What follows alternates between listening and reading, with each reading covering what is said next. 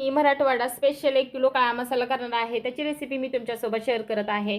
1 kilo मिरची घेतलेली आहे, पावशेर धने घेतलेले आहेत, पावशेर खोबरे घेतलेले आहेत आणि वाळवून घेतलेला 200 ग्राम कांदा आहे. दगडी फूल आणि तमालपत्रिका हे 50 ग्राम आहे. हे पहा, खडे मसाल्यातले मसाले तुम्हाला मी दाखवते. दालचिनी, जायपत्र, चक्री फूल, सुंठ वाळलेली, हळकुंड, लवंग आणि मिरे आणि नाकेश्वरी, जिरे, उंची शाजिरी, हिरवी विलायची, मोठी विलायची मसाल्यामधली, खसखस, हिंग आणि जायफळ, मेथ्या आणि तीळ. आणि ह्याला काय म्हणतात मला तर काही नाव येत नाही, तुम्ही कमेंट करून नक्की मला सांगा. सर्व मसाले मी आता भाजून घेणार आहे. काही मसाले आपल्याला तळून घ्यायचेत आणि काही मसाले आपल्याला भाजून घ्यायचेत.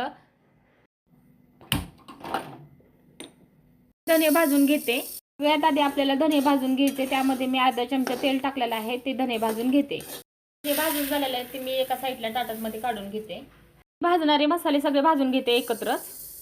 सगळे एकत्रच मसाले केले तर ते मी भाजून घेते. ते पहा, आपल्याला सगळं ना हे मंद आचेवरच भाजायचे बरं का, कारण का गॅस जर मोठा केला ना तर परत ते करपणार. त्यामुळे ना आपल्या मंद फ्लेमवरच भाजून घ्यायचं आहे सर्व. अशा प्रकारे मी मंद आचेवर छान असा मसाला भाजून घेते. पहा, आपला मसाला भाजून झालेला आहे, ते मी एका साईडला वेगवेगळं ठेवते. मसाल्याचा असा एकदम छान घमघमाट सुटलाय घरामध्ये. लवंग आणि मिरे मी आता तळून घेते. लवंग आणि मिरे छान असे तळून घेतलेले आहे. ईश्वर आपलं छान तळून झालेलं आहे, ते मी साईडला काढून घेते.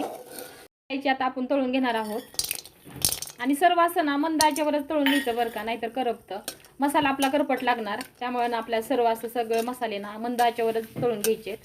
अशी छान तळून घेतलेले आहे मी, ती साईडला काढून घेते. मसाल्यामध्येच हिरवी विलायची पण तळून घेते.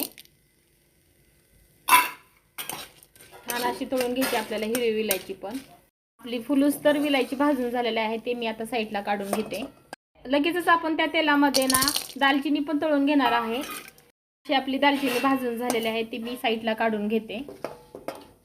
हे पहा, चक्री फूल तळून घेते.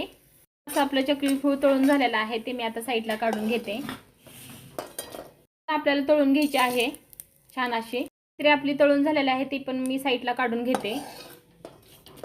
पण तळून घेते त्यामध्ये लगेचच.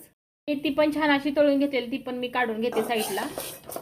आता मी सुंठ आणि हळकुंड तळून घेणार आहे. त्यासाठी मी कढईमध्ये तेल टाकून घेते. आता आपण छान अशी तळून घेणार आहोत. छान असे हळकुंड आता मी फुलेपर्यंत मस्तपैकी तळून घेणार आहे. हळकुंड आता छान असे आपले फुललेले आहेत, ते आता मी साईडला काढून घेते. त्या मसाल्याचं नाव काय आहे हे मला कमेंटमध्ये नक्की सांगा बरं का. तेही छान असं तळून घेतलेलं आहे, ते पण लगेच मी तळून झाल्यावर साईडला काढून घेते. हिंग आणि जायफळ आता मी तळून घेते.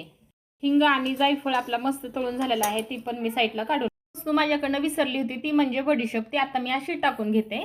ती पण आपल्याला फक्त भाजूनच घ्यायची होती, त्यामुळे काही प्रॉब्लेम नाहीये. मी आता ती वरून अशी टाकलेली आहे. आपल्याला भाजून घ्यायचं आहे खोबरं तेल टाकून.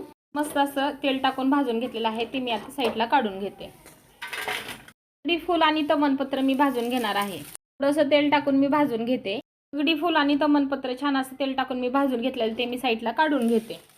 छान असा सगळा मसाला मी भाजून घेतलेला आहे. घरामध्ये खूप सुगंध दरवळत आहे मसाल्याचा. आता मी मिरच्या भाजून घेते.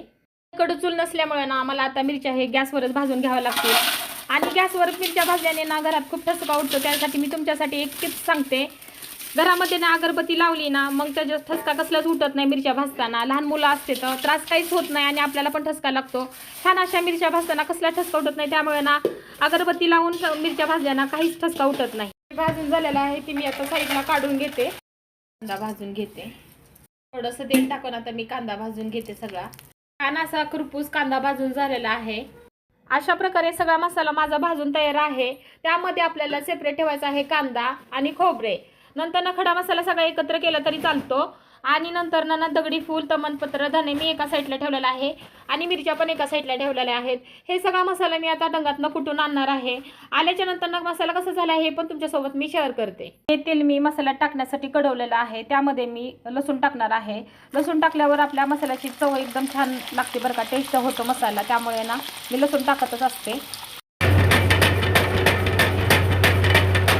अशा प्रकारे मराठवाडा स्पेशल काळा मसाला बनवून तयार आहे.